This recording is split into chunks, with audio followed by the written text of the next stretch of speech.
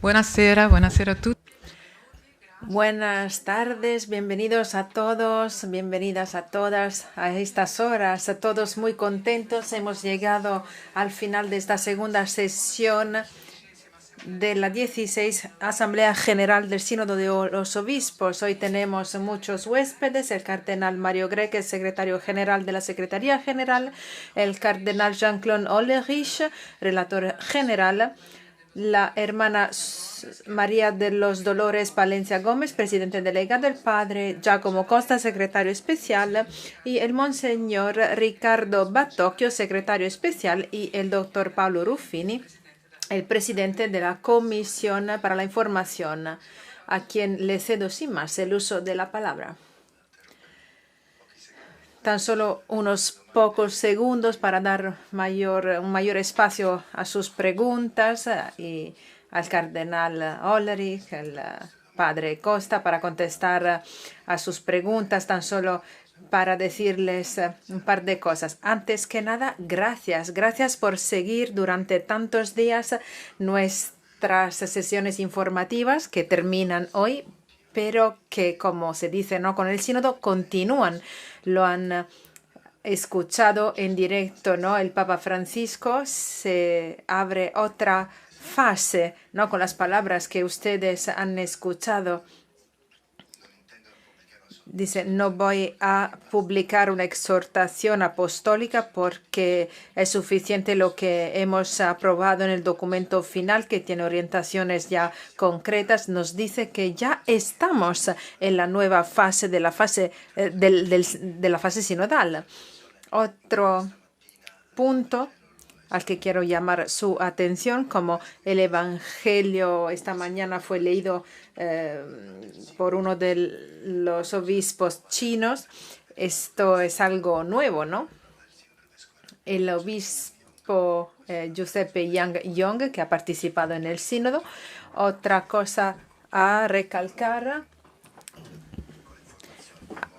los modi entre colectivos e individuales. Las propuestas de enmiendas fueron 1.635 y 184 individuales. La labor que se ha realizado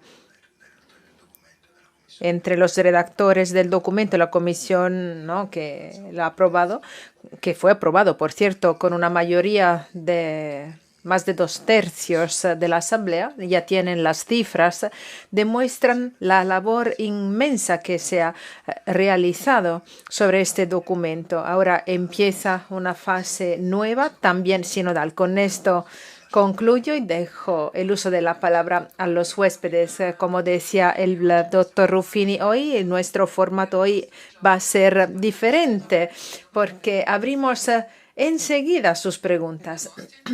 Austin, adelante.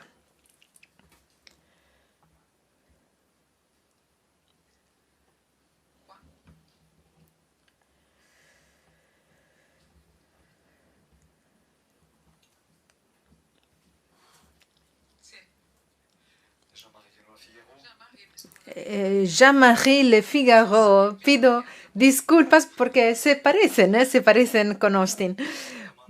Dos preguntas. La primera sobre la naturaleza del papel de las guías en el número 60 para las mujeres. ¿Qué significa exactamente este rol en las parroquias, en la liturgia, en los dicasterios? ¿Qué significa? Y la segunda pregunta sobre el hecho de que el Papa no va a firmar una exhortación postsinodal. Es una nueva época del magisterio, ¿no? Porque normalmente el Papa firma una exhortación dando el sello, ¿no?, del Magistros sobre el sínodo. Así que esto abre una nueva forma, ¿no?, para la Iglesia,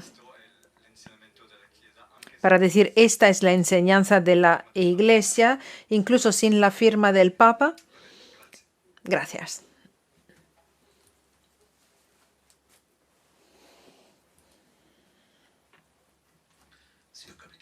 Si lo he entendido bien, usted preguntaba, ¿no?, por el rol de guía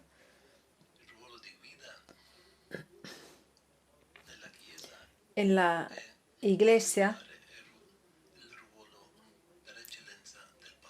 el rol de la guía es del pastor por excelencia. Evidentemente, el pastor hay que ayudarlo y comparte esta llamada, esta misión suya con los presbíteros y los laicos también. Luego hay realidades en las que ya hay las que no tienen las órdenes sagradas que participan como en la guía. Este año yo pude visitar varias diócesis en las que me encontré con comunidades parroquiales sin sacerdotes. Y en muchos casos había una pareja y un diácono, ni un diácono permanente, una pareja. Y no, me dicen, esto en Europa, ¿eh? El presbítero aquí viene una vez cada 6 o 7 semanas, así que es la pareja que se encarga de los bautismos, las bodas, la palabra de Dios. Esto ya es una experiencia, no es una solución de la asamblea sinodal. Y también en Latinoamérica, estas son experiencias ya. Así que la asamblea aprecia estos dones, estos carismas, estos ministerios y esperamos poder seguir adelante reconociendo estos dones del Señor para su iglesia. Y luego la otra pregunta sobre la exhortación. Es cierto que el Santo Padre dijo que no habrá exhortaciones, pero no quiere decir que no habrá momentos en los que el Papa se pronuncie directamente sobre las orientaciones, las líneas propuestas por la Asamblea al Santo Padre.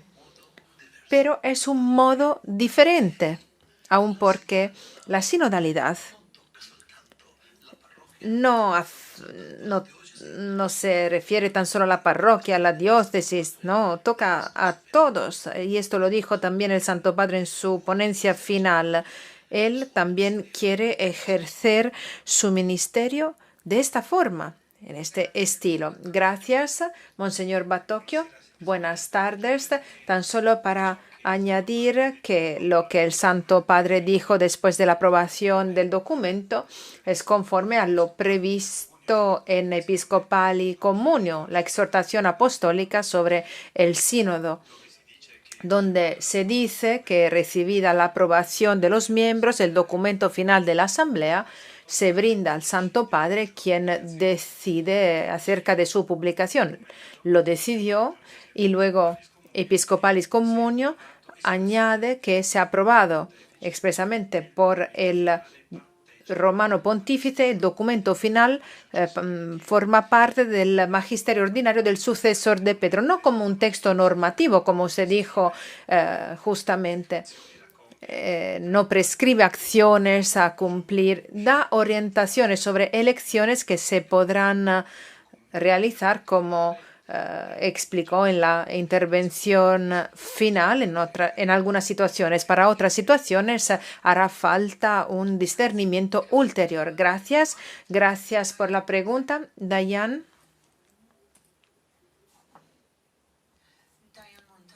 Dayan Montaña.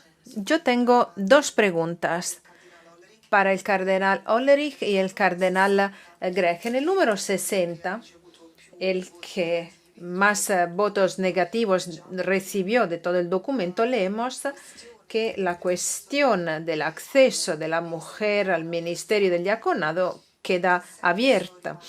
¿En qué sentido queda pendiente, queda abierto, sobre todo a la luz de los comentarios del Papa Francisco, que las mujeres no pueden ser diáconos porque esta pregunta, ¿no?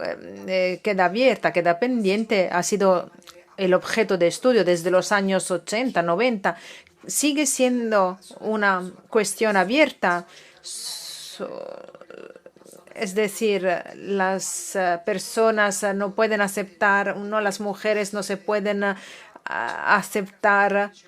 Y otro párrafo que ha recibido muchos noes, el número 27, donde se habla del estilo de la sinodalidad y el estilo de la liturgia. ¿Cómo tenemos que adoptar un estilo de celebración que manifieste el rostro de una iglesia sinodal? Quisiera saber algo más sobre esto. ¿Qué significa exactamente? Gracias, Diane. Bueno, voy a intentar contestar a la primera pregunta, pues se trata de un tema muy delicado. Cuando el Papa dice que firma este documento y que lo acoge, pues significa que esta aprobación se refiere también a ese pasaje. Así que el Papa aceptó esta propuesta y yo no puedo llevarle la contraria al Santo Padre, evidentemente. Así que yo acepto lo que dice el Santo Padre. Y él no dijo las mujeres se ordenarán diáconos. No ha dicho que no vayan a ser ordenadas. Dijo simplemente que la cuestión se seguirá estudiando. Y si lo he entendido bien, cómo funciona el grupo de estudio. Antes que nada, el grupo de estudio analiza lo que las mujeres han hecho a lo largo de la historia, lo que pueden hacer en el seno de la iglesia, en el sentido de, por ejemplo, de la guía espiritual, de la guía de una comunidad, sin la ordenación. Y posteriormente, si lo he entendido bien, esta comisión que fue creada antes se seguirá trabajando de cara también al diaconado femenino. Es decir, no se trata de una decisión pro o contra, ¿no? La cuestión sigue abierta. Esto es lo que ha dicho el Santo Padre cuando aprueba también el documento, ¿no? Por lo que se refiere a la liturgia, esta es una frase muy general que puede dar pie a varias interpretaciones. Es uno de aquellos puntos que serán objeto de un estudio más profundizado. Está la liturgia de Pablo VI, del Concilio Vaticano II, y evidentemente hay pequeñas cosas que se pueden cambiar, adaptar. Lo que pasa es que muchos al comienzo del sínodo, en la primera y en la segunda fase, escribieron que tenían problemas porque a veces la liturgia no les hablaba. Así que habrá que tomar en serio este comentario, no habrá que estudiarlo, que comprenderlo. No hay un plan por detrás de todo esto, es decir, revolucionar la liturgia. No hay un plan para reemplazar a los sacerdotes con laicos. Puede ser una liturgia más participativa. Ya sabemos que existen diferencias, ¿no?, en la forma en que la liturgia se vive, en las diferentes traducciones. En mi diócesis yo tengo un grupo, ¿no?, de habla portuguesa y celebro en portugués también para los fieles de Brasil con el misal brasileño. Y el misal de Brasil prevé una gran participación. Durante la oración del sacerdote, las personas hacen la aclamación, por ejemplo, ¿no?, que es una forma de participación. Y este es tan solo un ejemplo. Ahora, no queremos esto. La frase es genérica porque puede ser tan solo general. Hay que tomarla de una forma sinodal. Y yo creo que este esto es lo que quiere decir el Santo Padre cuando dice que tenemos que intentar verlo y luego Él se tomará la libertad de indicar unas normas cuando sea necesario. Espero haber contestado su pregunta. Lo que pasa es que estoy muy cansado y espero no crear más confusión. No se ha planificado nada en el ámbito litúrgico. Junto con los demás 10 grupos de estudio, como dijo el Santo Padre, estos temas no se pueden resolver inmediatamente, ¿no?, en la Asamblea Sinodal porque se trata de temáticas que hay que profundizar. Esto toca un punto central de la vida de los cristianos, el número 142 sobre la formación, que hace hincapié en la importancia, ¿no?, de esto. Dice, para muchos fieles, la Eucaristía del domingo es el único contacto con la Iglesia, con una atención particular a la homilía, para una participación de todos. Es un lugar donde uno aprende, donde se vive, incluso simbólicamente se puede entender un discurso, como decía el Santo Padre, también que en principio no atañe directamente a los fieles, pero se trata de caminos para construir comunidades capaces de vivir juntos una comunión que sea misionera y que se base en el Evangelio. Este es el compromiso, ¿no? Profundizar este tema que ha resonado muchísimas veces, no solo durante la asamblea. Se ha vivido mucho, a veces con dificultad, incluso en la propia asamblea, con las celebraciones.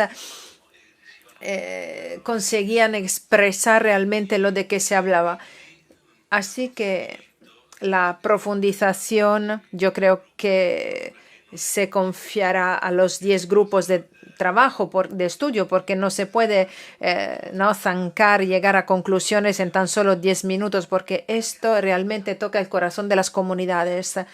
Jacopo Scaramuzzi, República. Justamente sobre estos 10 grupos me gustaría entender mejor qué tenemos que esperarnos de estos grupos. Por lo que yo he entendido, varios padres y varias madres sinodales han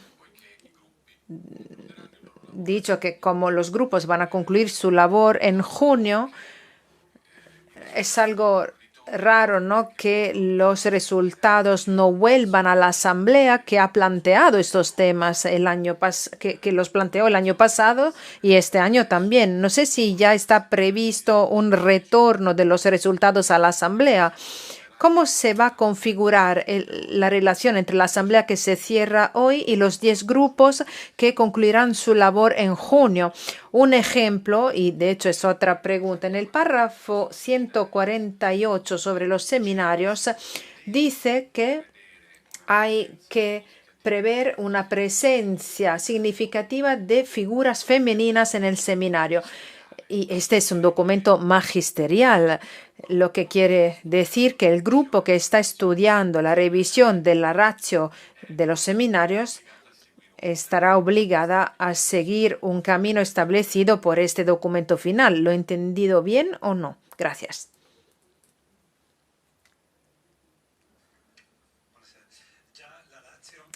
Bueno, la ratio actual ya prevé una pluralidad de figuras que participan en el compromiso de la formación de los candidatos al ministerio ordenado. El punto es cómo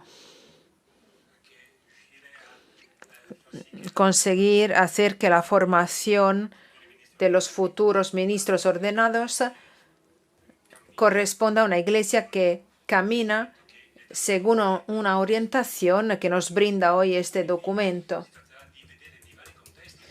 Habrá que ver en los diferentes contextos las características del camino, ¿no?, que estamos recorriendo. Es prestar atención a cómo en los diferentes contextos y manteniendo una comunión, que es lo que nos hace iglesia, se puede vivir y realizar. Y no es ninguna novedad. Ya hay muchas comunidades formativas, muchos seminarios en los que la participación de las familias, de hombres y mujeres que no son miembros del clero, ya existe, ya es activa.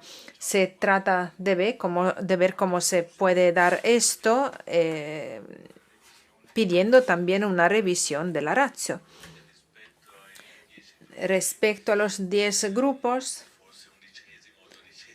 y 11 o 12, si habrá más, en el texto hay conexiones muy fuertes entre los grupos, ¿no? También recalcando la cuestión, profundizándola y brindando reflexiones de los grupos mismos. Es un camino entrelazado, interconectado. Y fue interesante escuchar al Santo Padre al final de su ponencia, ¿no? Cuando dijo que él sobre determinados temas quiere escuchar a cuantos más obispos posible, ¿no? No sé si se va a devolver, ¿no?, el resultado de este estudio al sínodo, pero los episcopados y los miembros. Quisiera añadir, como yo fui miembro de estos grupos de estudio, se trata mucho más que tener a las mujeres, ¿no?, en las estructuras formativas, porque yo no quiero restar, ¿no?, el rol, la importancia, el rol de las mujeres como formadoras. Las mujeres son algo más de la mitad de la población mundial y más de la mitad de la población de la Iglesia. Yo creo que los seminaristas sacarán mucho beneficio, sacarán provecho, ¿no?, de la participación de las mujeres, del aporte de las mujeres en la formación. Pero hay mucho más que tendremos que seguir estudiando acerca de los 10 grupos. Es cierto que la Asamblea ha planteado unos temas, pero materialmente no es posible resolverlas todas. Y este es una ayuda. El tema de partida de la Asamblea, ¿no? El Santo Padre no dijo pongámoslos de lado, no, actuó inmediatamente, ¿no? Acogió este clamor del Instrumentum Laboris y constituyó estos 10 grupos y quiere que los grupos trabajen de una forma sinodal. Eso se lo confió la Secretaría para que se haga. Luego, en el documento por el que constituyó los 10 grupos, el Santo Padre dice que los grupos tendrán que entregarle a él los resultados. Pero, por ejemplo, en el número 134 dice: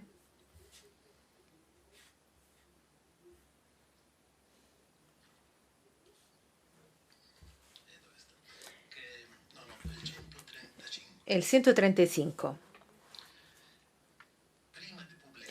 Antes de publicar documentos normativos importantes, los dicasterios tendrán que realizar una consulta de las conferencias episcopales y de los organismos correspondientes de las iglesias orientales católicas. En este estilo sinodal, cuando hablamos de conferencias episcopales, no son tan solo los obispos, porque no hay obispo sin pueblo, ¿no?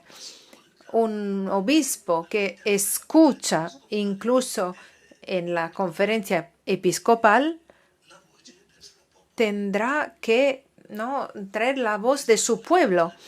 Esta es la dirección por la que estamos ayudando a la Iglesia, ¿no? Y el Papa decía: no es para encubrir las cuestiones, ¿no?, para aplazar las decisiones, no. poner las cosas de lado y olvidarnos de ellas. No, estos modi no es una modalidad para aplazar las decisiones sobre algunos aspectos de la vida de la Iglesia. También los temas confiados a los 10 grupos de estudios que tendrán que trabajar con libertad. Hace falta tiempo porque se trata de elecciones que afectan a toda la Iglesia. Yo seguiré escuchando a los obispos y no es una manera esta de posponer indefinidamente las decisiones. Es la manera que corresponde al estilo sinodal. Gracias. Gómez, America Magazine.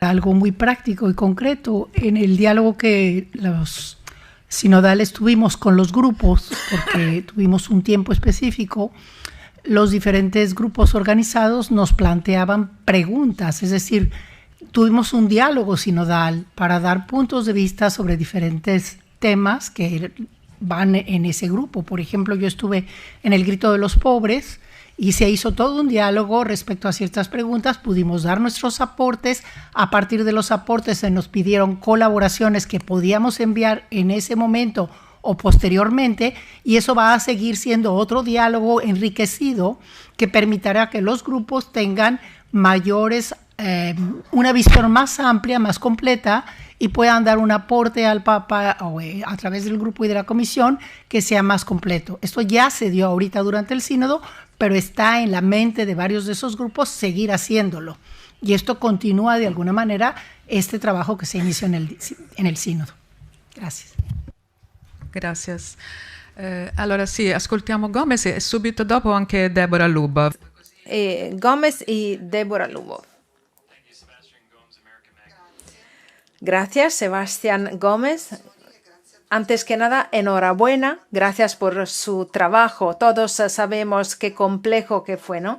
Yo tengo una pregunta para el cardenal Gregg y el cardenal Ollerich. A lo largo del sínodo hemos escuchado repetidas veces hablar de camino que conlleva desarrollos, avances. Y me pregunto, ¿nos pueden decir sobre este documento un par de propuestas específicas que a su modo de ver no hubiera sido posible publicar en el documento final del año pasado?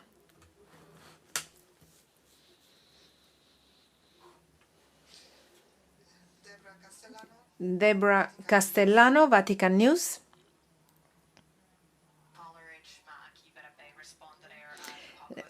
A lo mejor al cardenal Ollerich y a los demás también si quieren aportar algo. En el punto 112 se habla del fenómeno de las migraciones. Considerarlo, hablando también de las iglesias católicas orientales que viven esta realidad. Y se dice, se piden nuevos enfoques para que se mantengan los vínculos con la propia iglesia de origen y se creen nuevos, respetando las diferentes raíces espirituales y culturales.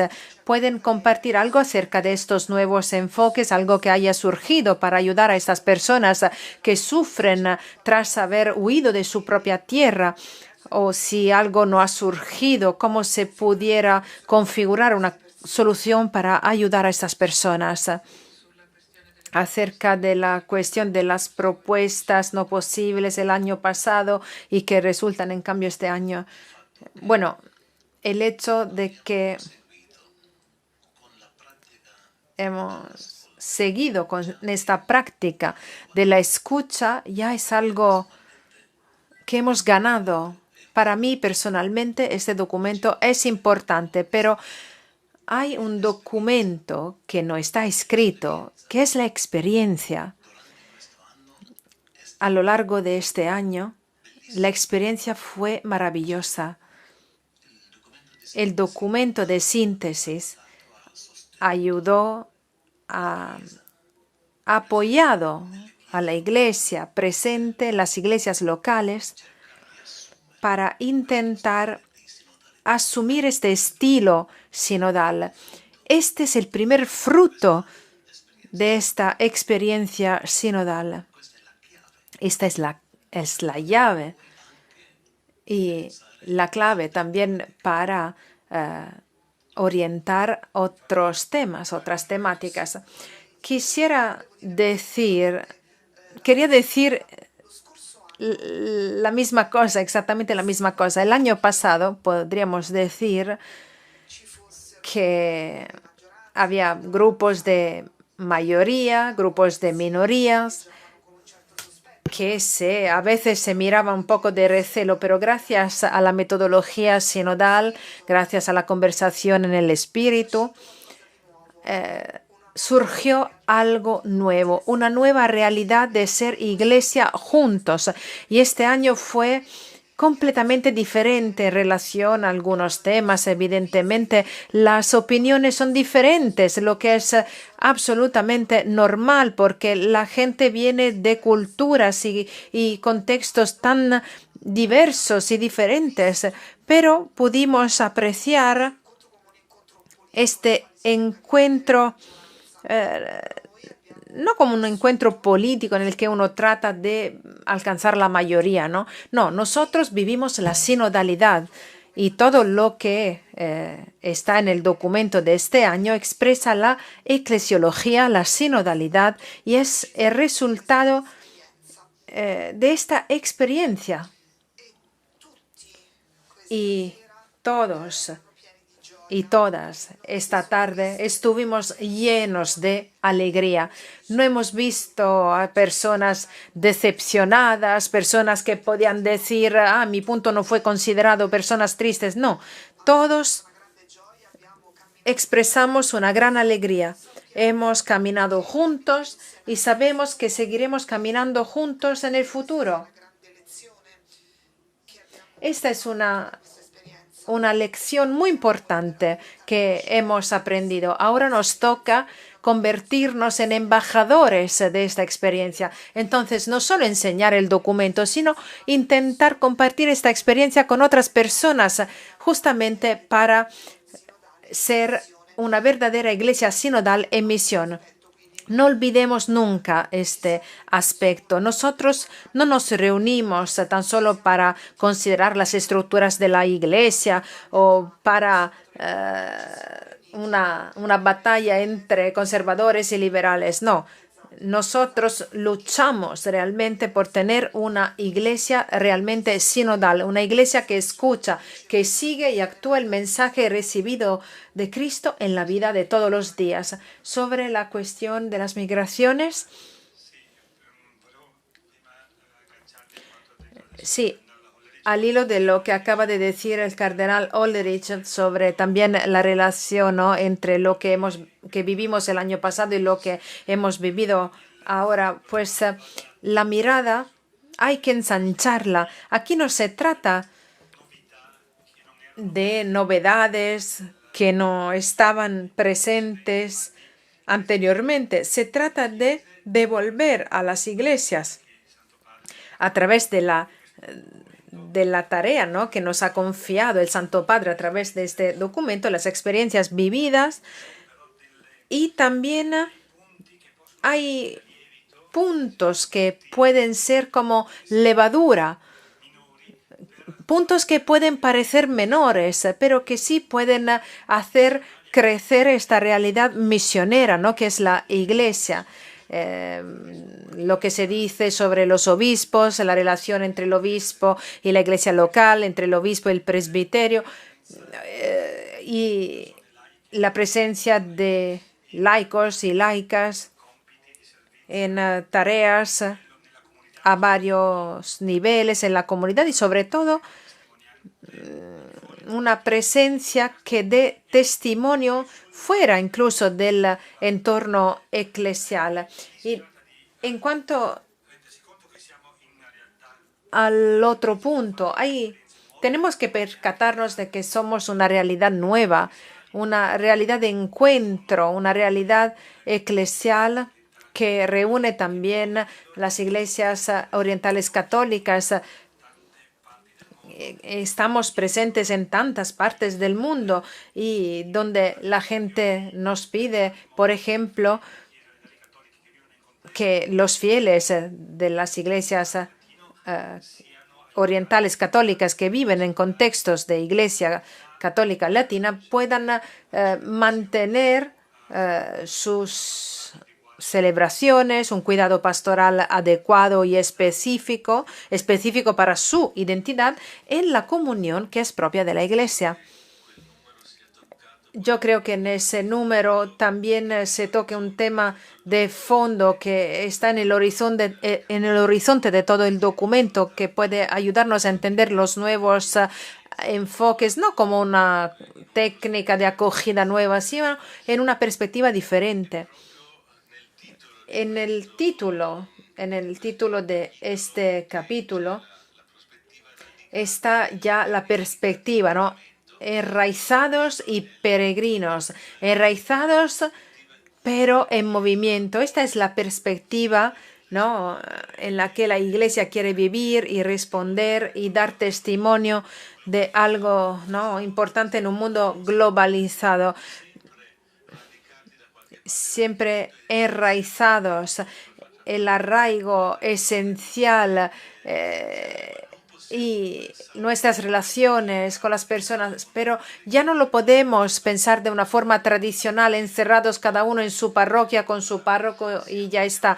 Estamos llamados a arraigarnos, pero en una dimensión de peregrinación, de camino juntos hacia la misma meta. Y esto implica la forma de pensar la vida ordinaria, ¿no?, de la iglesia de una forma diferente, esta capacidad de ser puntos de encuentro entre personas que llevan mucho tiempo en un lugar y otras personas que pasan por el mismo lugar debido a las migraciones, a los estudios. Ya no podemos encerrarnos en nuestras propias realidades.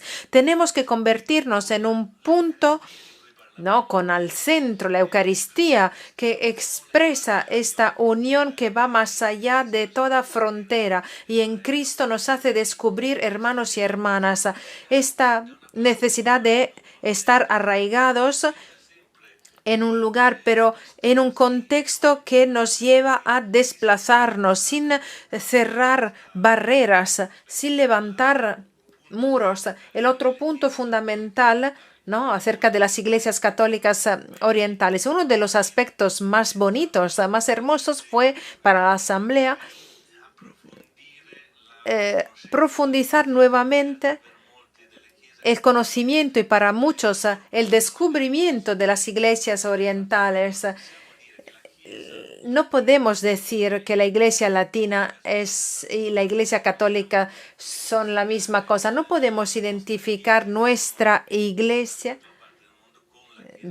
con la iglesia católica. Hay una riqueza de iglesias, no solo ritos, no solo tradiciones que pueden parecer exóticas. Se trata de la forma en que la fe se ha encarnado y ha vivido en un lugar. Ahora, estas personas viven este drama de la migración. La gente se siente desarraigada y se corre el riesgo de perder la identidad de partida, de origen, y encontrarse en lugares donde no se encuentran en su fe. Así que el fenómeno migratorio nos ayuda a reconfigurar, a repensar en cómo nuestra iglesia está llamada a pasar de lugares cerrados a nudos, donde se encuentran personas procedentes de realidades y contextos tan diferentes y, a pesar de eso, sentirse hijos e hijas del mismo Padre. Hermana Dolores. Respecto a este tema de las migraciones y también partiendo de lo concreto, de lo que vivimos, lo que dice el documento no puede ser tan explícito como lo que se vivió en las mesas y que se compartió, porque ahí vimos también la importancia de las redes que se van tejiendo entre iglesias, entre conferencias episcopales y que permiten justamente estar atentos en una escucha y en una manera de recibir, de acoger, de acompañar a esos grupos que se están moviendo continuamente se habló muy específicamente de la cuestión de las iglesias orientales y de las iglesias latinas, pero también sabemos que los núcleos migratorios ahora están trascendiendo todas las fronteras. El lugar donde yo me encuentro en México ve más de 38 o 39 nacionalidades en un mes, y eso nos hace ver cómo tenemos que tener el respeto profundo, no nada más de las creencias, de la fe, de la expresión cultural, de la forma de manifestar su confianza y su caminar delante de Dios, sino también en el diálogo interreligioso, porque también se presenta mucho que en los grupos migratorios vienen de diferentes religiones, no nada más de diferentes confesiones cristianas. Y entonces eso presenta otro desafío, y es un desafío en el que también se planteó en las mesas de trabajo en el sínodo y que nos abre ahora una nueva visión y una nueva manera de atender y de acompañar estos grupos humanos que caminan. Gracias. Gracias, muchas gracias. Lamb, please. Christopher Lamb. Este sínodo, pues, es la primera vez donde votaron también personas que no eran obispos, incluso las mujeres. Esta estructura del sínodo seguirá también en el futuro, o se podría dar marcha atrás. En segundo lugar, ustedes pueden imaginar futuros sínodos con un mayor número de mujeres con derecho de voto, ¿no? Esta llamada a tener a más mujeres en roles. Usted habla del sínodo, pero ¿se da cuenta usted de que el sínodo no se ha realizado tan solo durante este mes? Este era el sínodo de los obispos, pero el Santo Padre en 2021 inauguró el sínodo para toda la Iglesia. Así que todos los bautizados participaron. Evidentemente, luego está la fase del encuentro del sínodo de los obispos.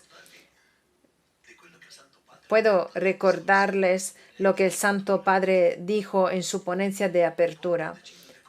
Cuando decidí convocar como miembros a pleno derecho a esa asamblea también un número significativo de laicos, hombres y mujeres, diáconos y presbíteros, desarrollando lo que está parcialmente previsto en las previas asambleas, lo hice en coherencia con la comprensión del ejercicio del ministerio episcopal expresado por el Concilio Vaticano II. El obispo, principio, fundamento visible de la Iglesia particular, no puede vivir su servicio sino en el pueblo de Dios, con el pueblo de Dios, precediendo, estando en medio y siguiendo la porción del pueblo de Dios que le fue confiada. Esta comprensión del ministerio episcopal inclusiva pide que se manifieste y que sea reconocible, evitando dos peligros. El primero, la abstracción que se olvida de la concretización y el valor de toda persona. El segundo peligro es el de quebrar la comunión contraponiendo la jerarquía a los fieles laicos. No se trata de reemplazar el uno con el otro. Ahora nos toca a nosotros. No, esto no va. Ahora nos toca a nosotros los laicos. No, a nosotros los curas. No, nos ha pedido hacer un ejercicio juntos en un arte sinfónico, una composición que nos reúne todo en el servicio de la misericordia de Dios según los diferentes ministerios y carismas que el obispo tiene que reconocer y fomentar. Este es el texto del magisterio que nos ayuda también a entender mejor nuestra vocación, nuestra misión como obispos. Y luego sobre la posibilidad de aumentar el número de los laicos. Pues al comienzo, como secretaría, el Santo Padre acogió la propuesta de acoger a 70 personas para no superar el porcentaje del 25%, justamente para respetar la asamblea como sínodo de obispos. Muy bien. Felipe Domínguez.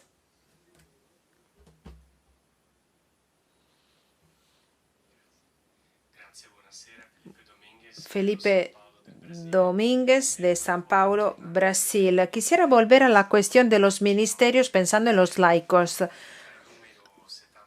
Entre 76 y 78 se habla de las situaciones extraordinarias en las que los laicos pueden administrar algunos sacramentos como el matrimonio, el bautismo, y se propone reflexionar sobre la posibilidad de ampliar esta alternativa. Me preguntaba si, por ejemplo, en los contextos donde la secularización es muy fuerte, como aquí en Europa, si esto puede suponer una herramienta a adoptar en la Iglesia europea, porque sabemos, ¿no?, en la Amazonía, en África, hay muchas iglesias nuevas, y luego entender un poco más este ministerio de la escucha, si ha habido ejemplos o propuestas más específicas. Gracias.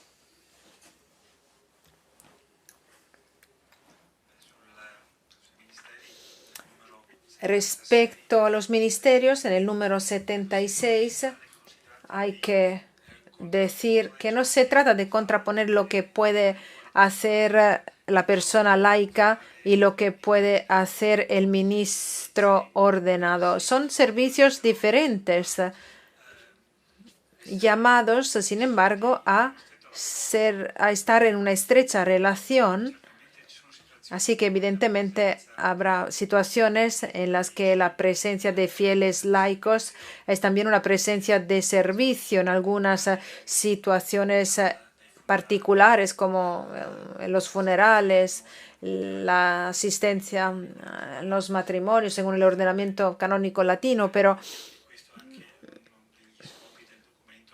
y uno de los objetivos del documento es hacer que no se trate de reemplazos o que no se trate tan solo de la escasez, ¿no?, de ministros ordenados que de pie a los servicios de los laicos. Se trata de reconocer los carismas de cada uno y de ponerlos a disposición de todos según el contexto concreto.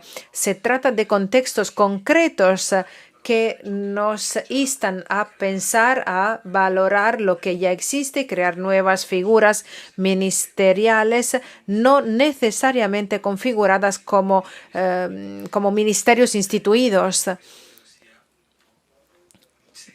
Este es un poco el sentido de este número.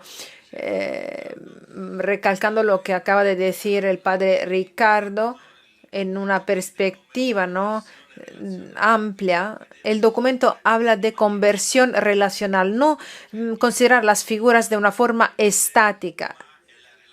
Se trata de la relación, y en esta relación juntos podemos dar testimonio del Evangelio.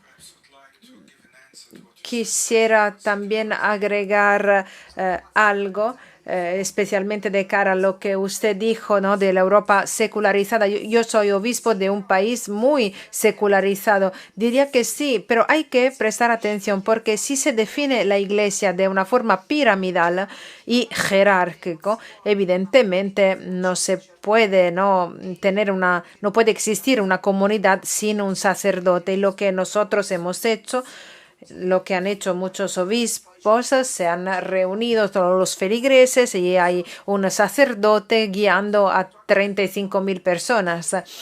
Ahora, no se trata tan solo de una falta de sacerdotes, sino también de una falta de fieles.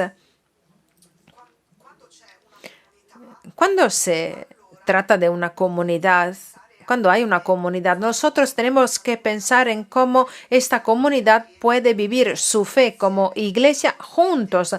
Evidentemente, se necesitará la Eucaristía porque forma parte de nuestra identidad católica y se necesitará un sacerdote, pero otras cosas las pueden hacer los laicos. No hay que destruir una comunidad si es que todavía existe, que no siempre es así, pero cuando exista la posibilidad de continuar, como por ejemplo en África, cuando hay una gran fiesta y llega el sacerdote para celebrar la Eucaristía, normalmente los laicos guían las celebraciones. Tenemos que ser más creativos. ¿Quieren añadir algo sobre el ministerio de la escucha?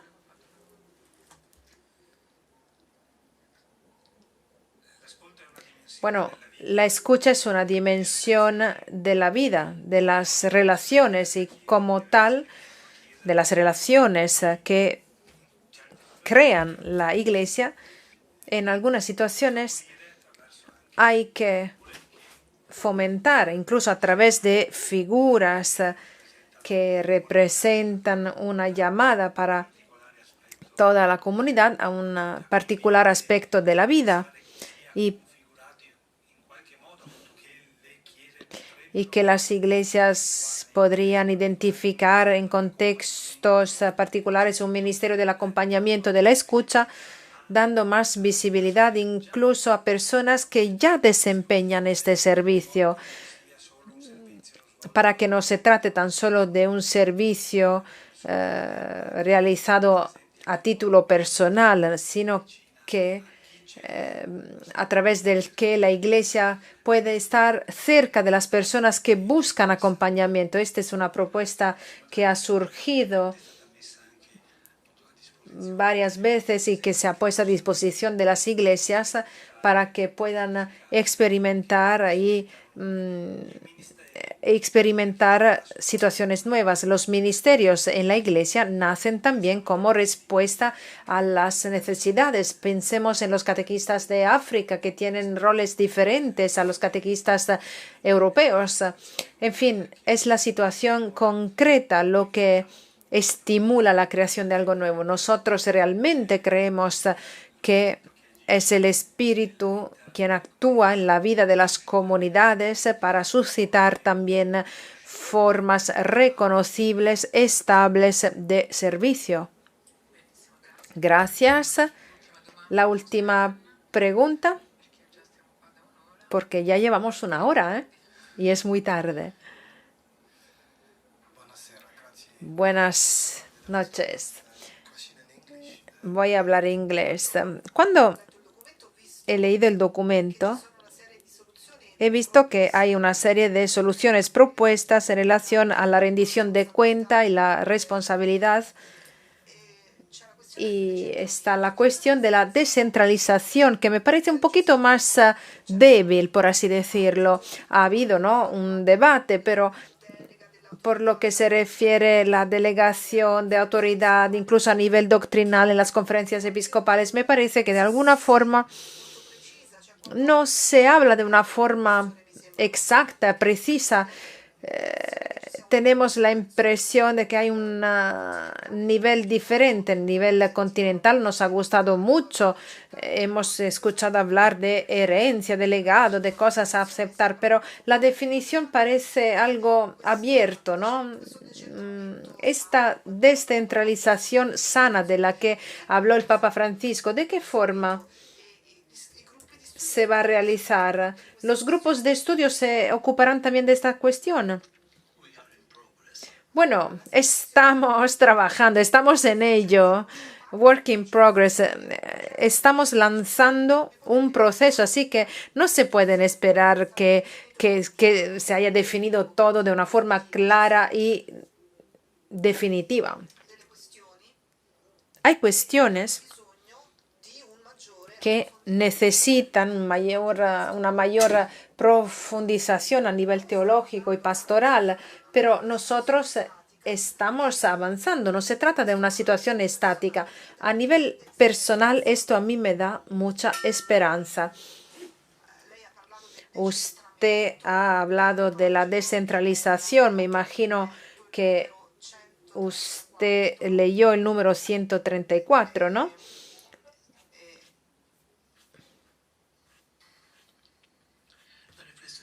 Donde dice la reflexión relativa al ministerio del Petrino va encaminada en la perspectiva de una sana descentralización. En Predicate Evangelium leemos que es una competencia de los pastores la facultad de resolver en el ejercicio de su propia tarea de obispos, de pastores, las cuestiones que conocen bien, que nos tocan la disciplina, la autoridad de la Iglesia, siempre actuando con aquella corresponsabilidad que es fruto y expresión de aquel ministerio específico que es la comunión de la Iglesia. Entonces, lo que aquí se dice todo. Y luego, en el sínodo, el profesor Gutiérrez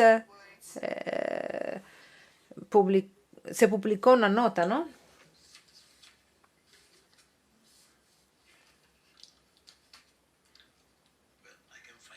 No lo puedo encontrar ahora, lo siento mucho, pero él habla de la naturaleza de las conferencias episcopales, siempre en la unidad con Pedro.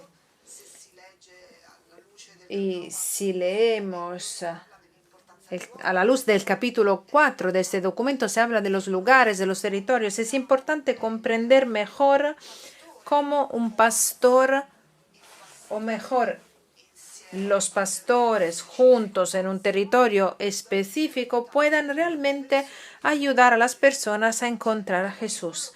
Porque lo en que hizo hincapié el cardenal Ollerich es muy importante. Nosotros hemos reflexionado sobre una iglesia sinodal en misión.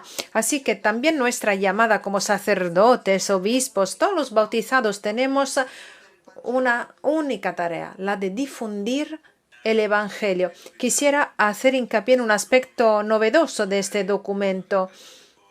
Y no sé si Ricardo querrá añadir algo más, algo fundamental, con la excepción de un punto en el que nosotros también tenemos que aprender a encontrar un lenguaje, una forma de entender adecuada. Ya no se habla de iglesia universal y no se concibe la iglesia como una estructura como de las multinacionales, ¿no? Con a diferentes niveles, como un centro comercial. No, es una comunión de iglesias, una iglesia que es comunión de iglesias que juntas caminan y viven. Así que hablar de iglesia entera, no de iglesia universal como si fuera algo diferente a la iglesia local, es un conjunto de iglesias que juntas conforman la iglesia, pero con este intercambio de dones pueden crecer incluso en medio de tantas violencias y conflictos. Es posible en la diversidad estar unidos en la doctrina y sobre todo en la fe y ser un único cuerpo en Cristo. No, esta es una reflexión muy importante que se corresponde al recorrido realizado por las iglesias locales a través de varios pasajes que no son niveles, sino modalidades de vivir las relaciones. El pasaje local, nacional, continental. Aquí se vislumbran también formas de relaciones entre las iglesias no conectadas necesariamente al área geográfica. Pensemos en Amazonía, el mar Mediterráneo, una relación de iglesias donde hay un intercambio de experiencias, de dones, experimentaciones. Ahora no me corresponde a mí interpretar el pensamiento del Santo Padre, pero cuando él dice que este documento no es normativo, Eso no significa que este documento no comprometa a las iglesias. No es la respuesta a todas las cuestiones planteadas. No brindan normas en el sentido de acciones a adoptar para solventar los problemas. No, nos enseña una dirección, una orientación a emprender todos como iglesia, pero en aquella pluralidad que siempre ha caracterizado el ser iglesia de Cristo. Esto es un desafío. Es un desafío desde el punto de vista eclesial. No se trata de leyes procedentes de una instancia central y que luego se adaptan, se articulan en diferentes contextos. Es una dinámica de relaciones. Todo el documento es un llamamiento, y no solo un llamamiento, sino una orientación a la conversión, donde la conversión no es un hecho meramente personal y moral, lo es. Pero es una forma, nos habla de una forma de vivir las relaciones eclesiales inspiradas en nuestra forma de acoger el Evangelio a la luz del Vaticano II, de Evangelii Gaudium. Yo creo que estos últimos dos comentarios son realmente centrales porque nos hablan de lo único que es este acontecimiento. No podemos dar una definición de una estructura continental de los obispos, porque, por ejemplo, no existe el CELAM para América Latina y el Caribe. Ellos han identificado un modelo que funciona, pero en otros continentes todavía no existe algo así, o si existe es diferente. Así, no podemos imitar CELAM en Europa adoptando la misma estructura. Podemos inspirarnos en el CELAM porque está claro que la iglesia tiene que aprender de las otras iglesias, pero no se trata de copiar y pegar. Ahora tenemos que hablar, reunirnos, rezar, discernir. Este es el resultado de este sínodo, es decir, que este modo sinodal que nos reúne, que nos ve juntos, ahora se va a derramar, se va a difundir a todas las comunidades y todos los continentes y tendremos que llevar adelante este proceso para realmente ser Iglesia de Cristo en misión. Gracias. Muchísimas gracias. Gracias a todos y a todas. Eminencia, la última palabra.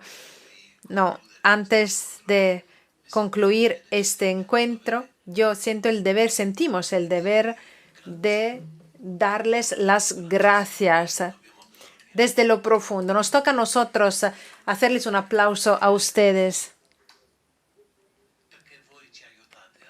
porque ustedes nos ayudan también para anunciar el Evangelio. Es cierto, yo entiendo también su dificultad para no conseguir la información porque nosotros no siempre estamos a disposición y el lenguaje que hablamos nosotros no es el suyo a veces. Y ustedes incluso conseguirán traducir nuestro lenguaje para que la gente pueda leerlo, pueda entenderlo. Así que gracias de todo corazón. Llegamos hasta aquí también gracias a la ayuda de todos y todas ustedes. Gracias.